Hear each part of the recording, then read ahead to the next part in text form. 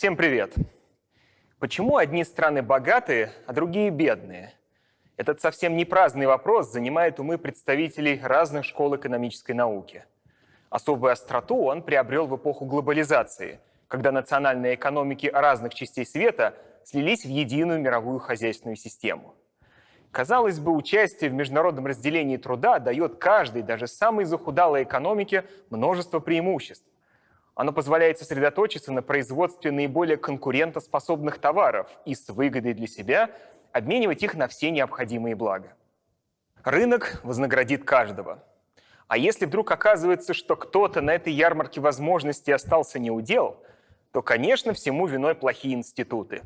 И стоит лишь импортировать их из стран либеральной демократии, как тут же механизмы рыночного саморегулирования приведут страну к процветанию.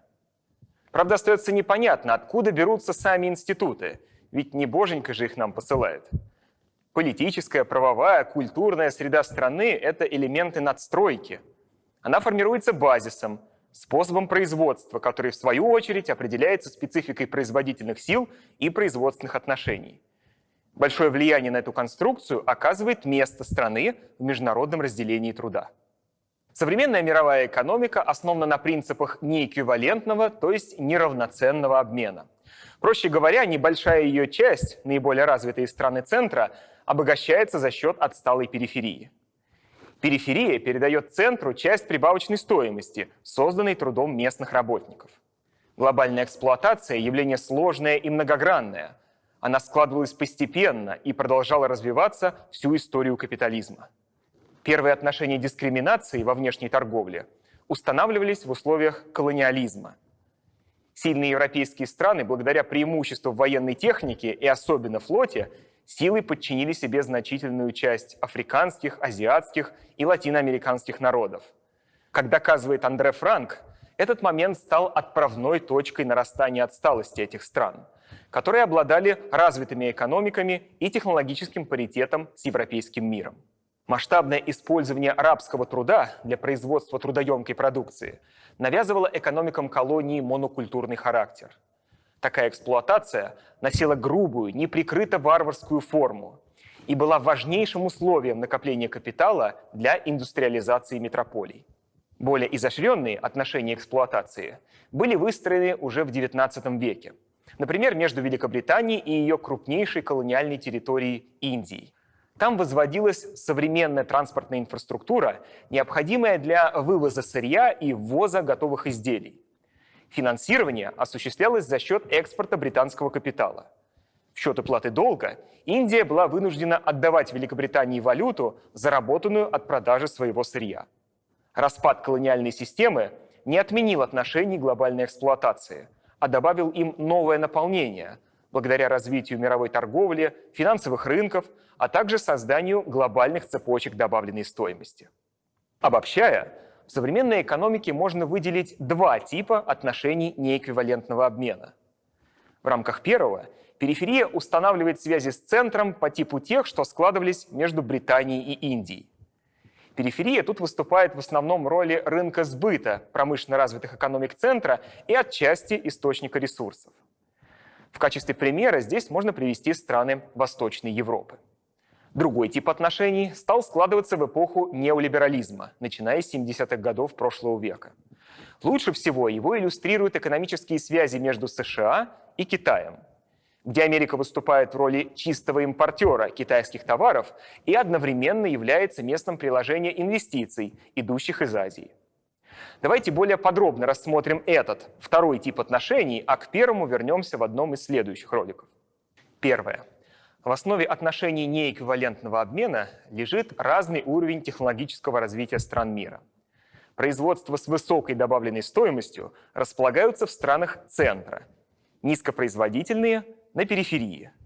По этому принципу устроены глобальные цепочки добавленной стоимости, каждый из звеньев которой получает разную компенсацию за свой вклад в производство. Классический пример.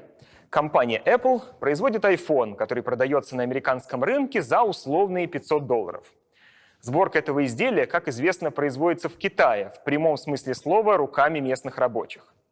Однако из-за дешевизны рабочей силы и низкой производительности труда китайская экономика получает за свой вклад лишь $6,5.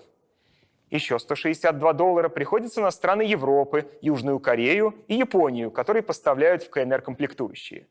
Оставшиеся $330 достаются головному звену этой цепочки – корпорации Apple, владеющей брендом и разрабатывающей программное обеспечение.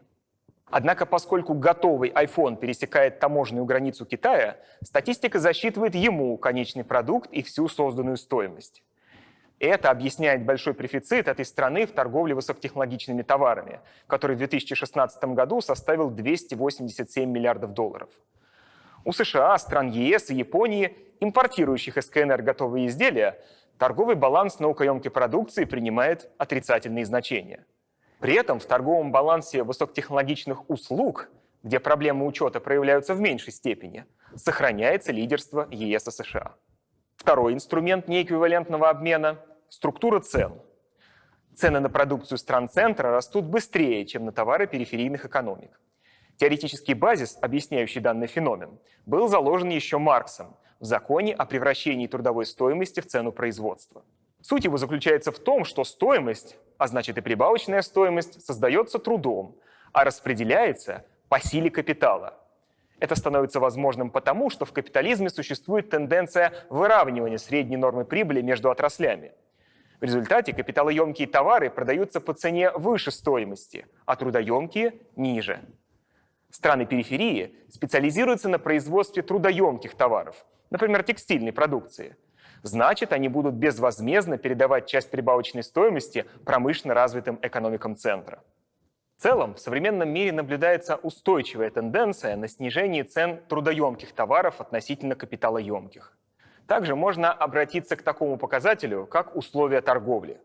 Он отражает отношение индексов экспортных цен к импортным и может свидетельствовать о выгоде, которую получает страна от внешнеторговых операций. Значение индекса выше 100 означает рост благосостояния страны, ниже 100 – его сокращение.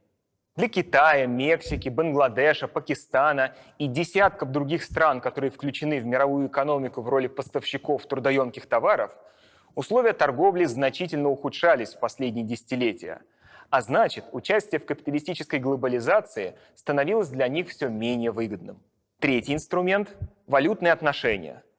Курсы национальных валют отсталых стран искусственно занижаются национальными правительствами.